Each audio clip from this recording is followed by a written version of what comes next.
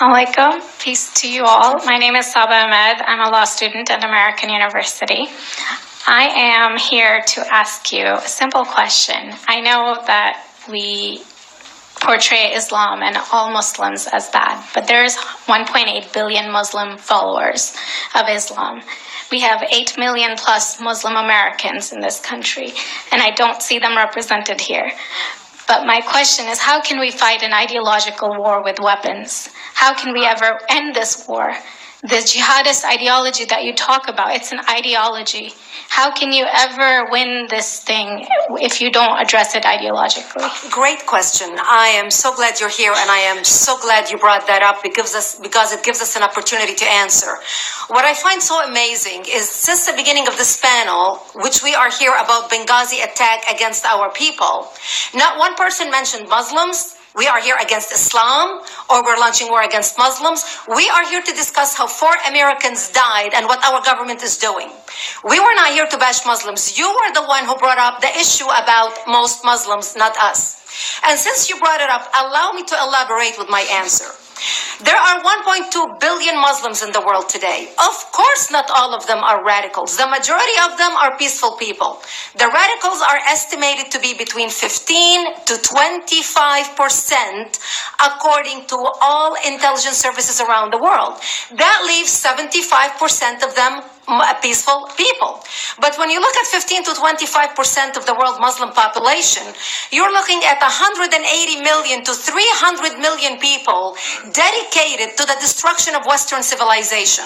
That is as big of the United States. So why should we worry about the radicals, 15 to 25%? Because it is the radicals that kill. Because it is the radicals that behead and massacre. When you look throughout history, when you look at all the lessons of history, most Germans were peaceful. Yet the Nazis drove the agenda, and as a result, 60 million people died, almost 14 million in concentration camps, 6 million were Jews. The peaceful majority were irrelevant. When you look at Russia, most Russians were peaceful as well. Yet the Russians were able to kill 20 million people. The peaceful majority were irrelevant. When you look at China, for example, most Chinese were peaceful as well. Yet the Chinese were able to kill 70 million people. The peaceful majority were irrelevant. When you look at Japan prior to World War II, most Japanese were peaceful as well. Yet Japan was able to butcher its way across Southeast Asia, killing 12 million people, mostly killed with bayonets and shovels. The peaceful majority were irrelevant. On September 11th in the United States, we had 2.3 million Arab Muslims living in the United States. It took 19 hijackers, 19 radicals to bring America down to its knees, destroy the World Trade Center, attack the Pentagon, and kill almost 3,000 Americans that day. The peaceful majority were irrelevant. So for all our powers of reasons and us talking about moderate and peaceful Muslims, I'm glad you're here. But where are the others speaking out? And since you are the only Muslim representative,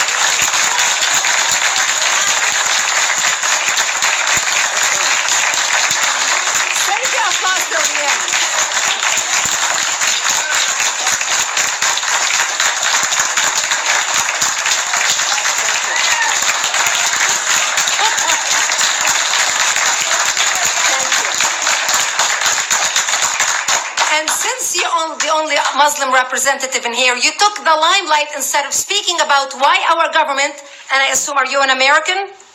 You're an American citizen. So as an American citizen, you sat in this room, and instead of standing up and saying a question or asking something about our 4 Americans that died and what our government is doing to correct the problem, you stood there to make a point about peaceful, moderate Muslims. I wish you brought 10 with you to question about how we can hold our government responsible. It is time we take political correctness and throw it in the garbage where it belongs and stop calling it.